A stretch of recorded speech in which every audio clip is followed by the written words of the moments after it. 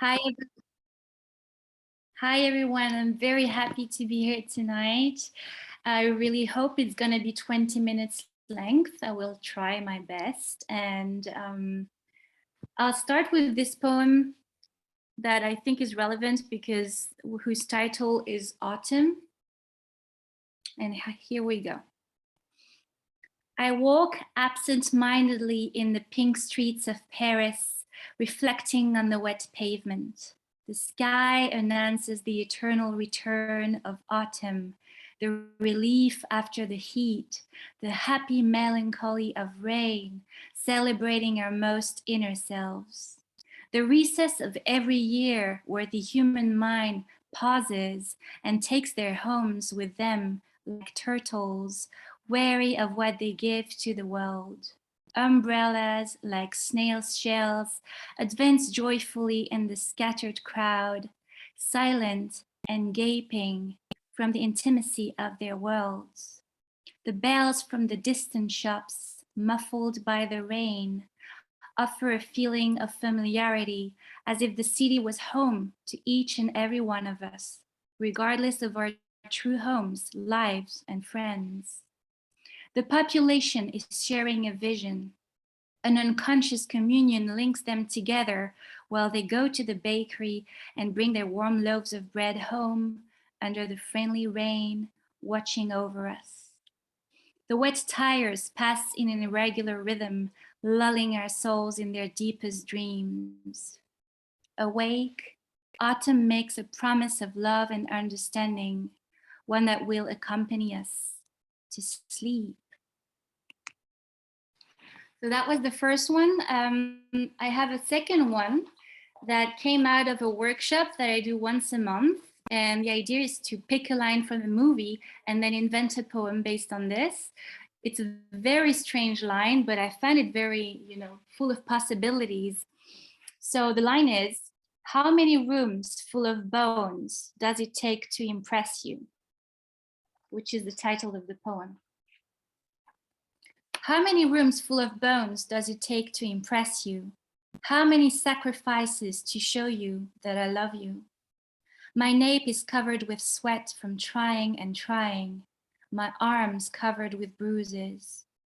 When will you finally accept your fate and fall like a swan, head bowing, before me?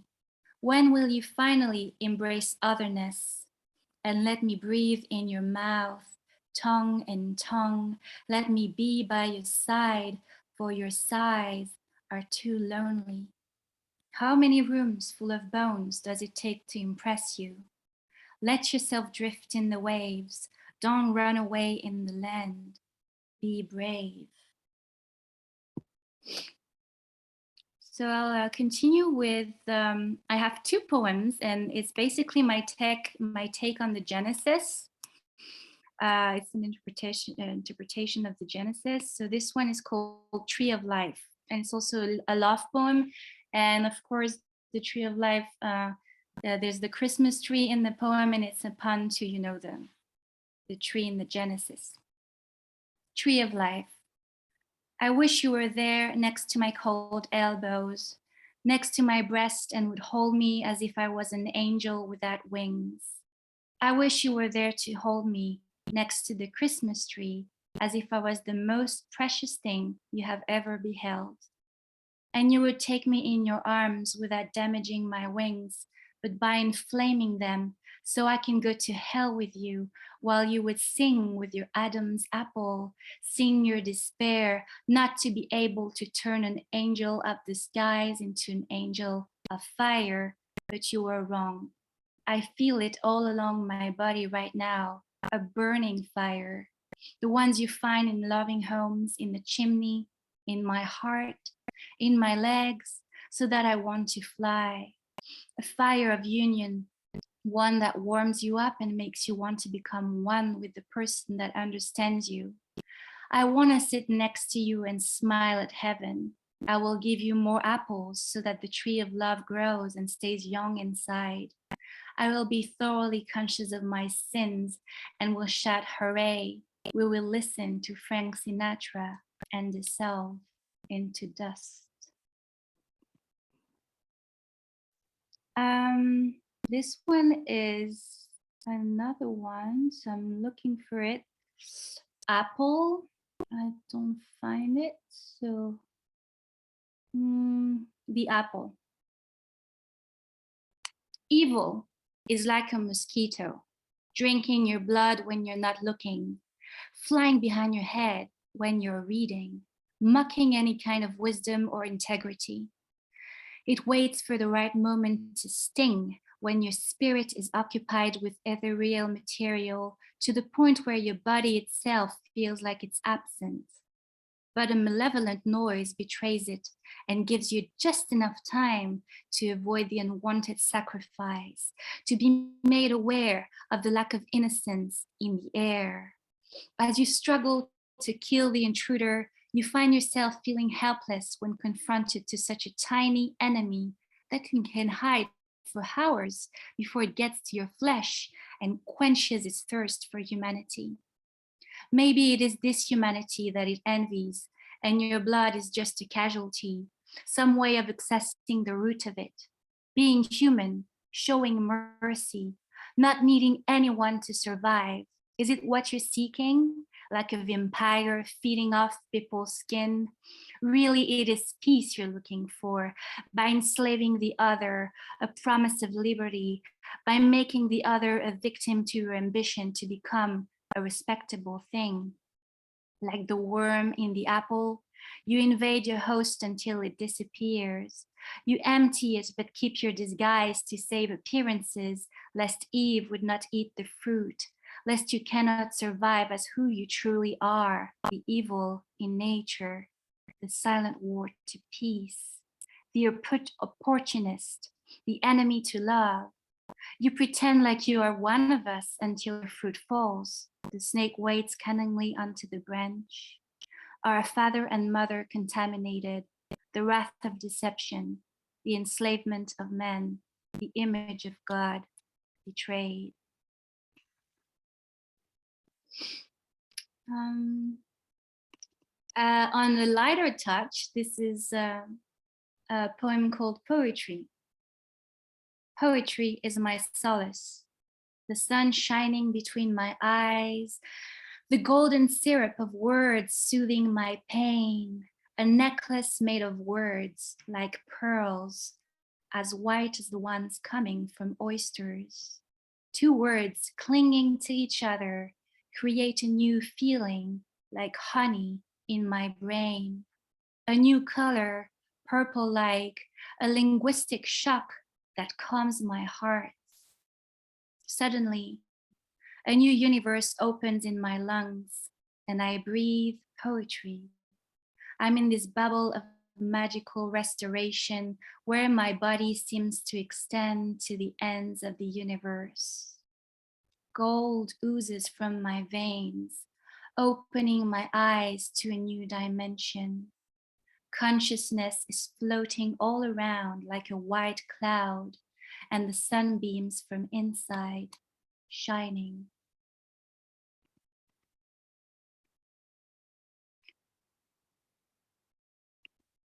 Okay, this one is called Traffic Lights. The wet pavement reflects the traffic lights that seem to smile at rain. Embrace it. It's like the kingdom of night talked in colors and made you think, unthink. The sweet breeze after the rain makes me appreciate silence like it is a song of its own. Cars passing, the sound of their hurried tires, gray figures walking, quiet, almost apologetic, stooping their heads under the skies, the safety of a warm jumper. You can hear the almost imperceptible traces of jazz when it was placed in the 60s at the corner of every street, plunging you back into an imagined nostalgia one you have never experienced but you have heard of from your parents' documentaries. I feel like I am there at dusk when the rain comes, clapping the road like a calm audience. In this atmosphere, I become almost deaf. Every sound is muffled, soft, more compassionate.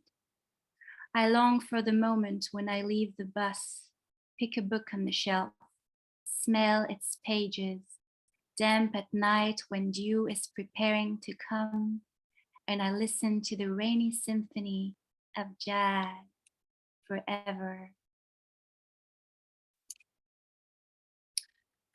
So here are two breakup poems. Yes, they had to happen. And this one is called I Will Miss It. His hands, his hair combed backwards, the veins under his skin. I will miss it.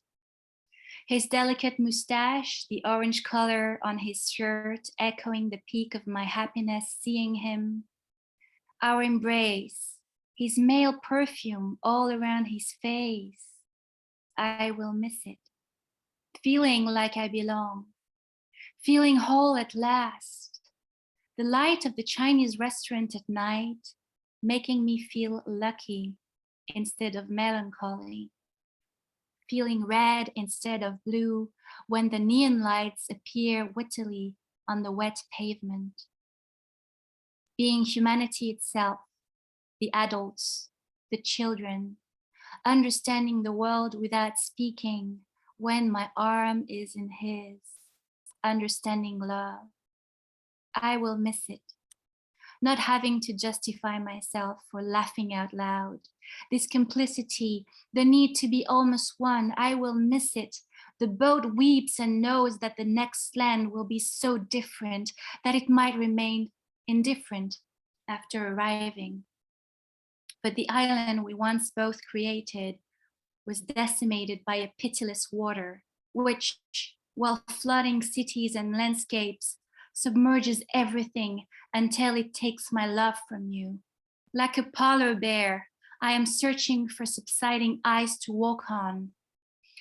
As I am advancing my paws desperately towards uncertainty, I feel as powerless as the wind. Invisible, alone, I try to embrace the whiteness in my mind and survive in the blue before me without freezing. I don't know how long I will swim without this island providing me. I will miss it like a child in me for months taken away. I will miss it the life inside. I will miss it like the wind and the polar bear having to hunt under the icy water and nowhere to rest. I will miss it like the wind, friendless.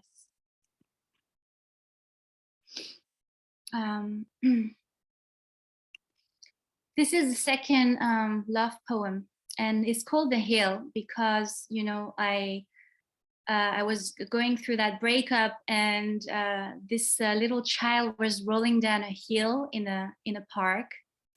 And this is the refrain for my poem because, you know, it represented, you know, how I was going down in my relationship.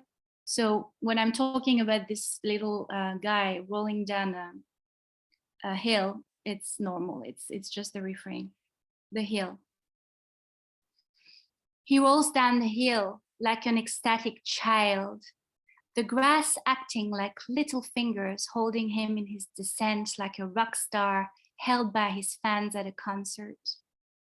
The green dampness still bears the traces of the precedent morning, dew like the tears of the bride before wedding. Her buried regrets, already there, hides in the dark earth where roots give birth to new apparitions. The trees, green leaves, the brown fruit of disappointment is nearly there. A few seasons will pass before it appears and inevitably changes colors from birth to rotten flesh, brown like the dirty disillusion the married couple went through in their conventional expectations of marriage. Darkness like in the beginning, as if nothing happened, darker still than the original place of nothingness where it all departed. It bears the marks of a past hope, feels like the emptiness of a fruit uprooted, the lack of the scar of nothingness after plenty. It is more profound than simply what was not, what has never been. It is a loneliness no one can mend, because the mind likes to fathom and dwell at the point of departure, compare. More than nothingness, it is the state of no more, of the dead seed. He keeps rolling in the grass, giggling, his white teeth unaware of the soon-to-be departed innocence. Once at the bottom, he walks back up and does it again. The grass is full of promises, interminable, a paradise he doesn't expect to end. When the hill is full of dust and his unstained, ridiculous white skin gets brown with mud, when the rocks are no longer foamy but bare like his soul, and the color of blood tints the dangerous rocks, unaware, the gray sky then laughs, with no clouds echoing the silence of his mind, like a crazy white eye with no color, rolling with no pupil to witness the end of a time, now blind. Here is a love poem called, it's a wordplay between the words Orpheus and Morpheus. So I called it Morpheus with an M in parentheses. Looking at someone sleeping is revealing. Looking at someone you love sleeping is a gift. He doesn't know your eyes are fixed on his face, and yet he snores like it's his first time, like he hasn't had rested for centuries. I may not know you well, but I am the one that will save you with my gaze, only my gaze. Your wide open mouth and your neck on the side, your legs spread on the sheets and your gray beard. I see all of that like a gift. Your trust, that's what it betrays. You trust me by losing consciousness in my presence, by knowing that I might observe you right now, caress your arm or kiss your cheek without you being aware of it. I may not be the Queen Morpheus, but I am the princess of your nights, because I see you clearly with your intimate muscles, without any artifices. You are like a newborn child, unconscious of his own strength, what he can give to the world. Your sleep is my awakening. I dwell in your sighs. Your breath is like dew, refreshing my mind. I see you clearly. Just stay by my side. Let me look into you and out. Let me be you tonight. I don't know if I still have time for one or two. Technically 2 minutes left, but do your thing, rock out. Okay, I'll try to, I'll do two, I'll do a short one, and it's pretty short. This No one worries, is, no worries. okay. This one is, if I find it. Yes, so just to give a little context, because it's very abstract, it's about someone who talks to say nothing, basically, and who uses words in a very, artificial way. And I don't feel any depth in what she says, so it's called Well. The pearl of her words are unnecessarily shiny, a glimmer that lies. Her mouth is like a duck's beak, thirsty for truth. The ducklings are following uncertainly, perceiving the false light. I do not want to hear the wind that blows to shine, leaves traces of a breath that has nothing to say.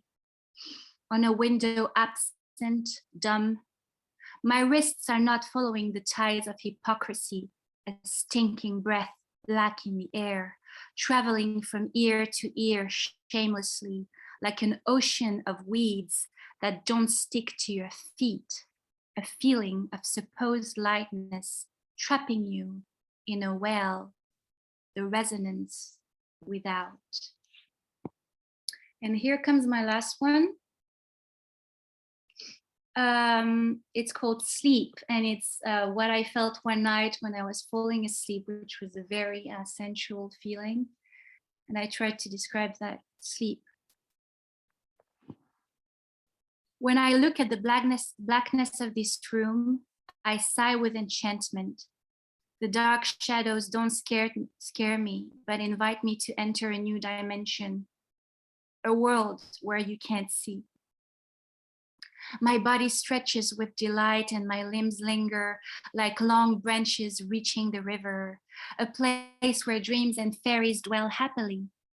I hear no sound except for the sweet rustling of the pillow under my neck and my almost imperceptible breathing. The night sky is still like a dark ocean with no waves. The clouds are apart as if to let me see what's between them, the beautiful bareness of my soul, humble, admiring the fullness of emptiness. I feel whole in this environment that leads me to close my eyes and feel the wind caress my hair or hear it howling against the window in winter. My body is like a warm lake refreshed by the air. Right now, I can plunge into this second state of mind, forget about everything and let my mind wander, dream near the silence of my window like a happy widow embracing darkness, enjoying her death for a short time and jumping into the whirlwind of doubt. Thank you so much, guys, for your time and listening to me.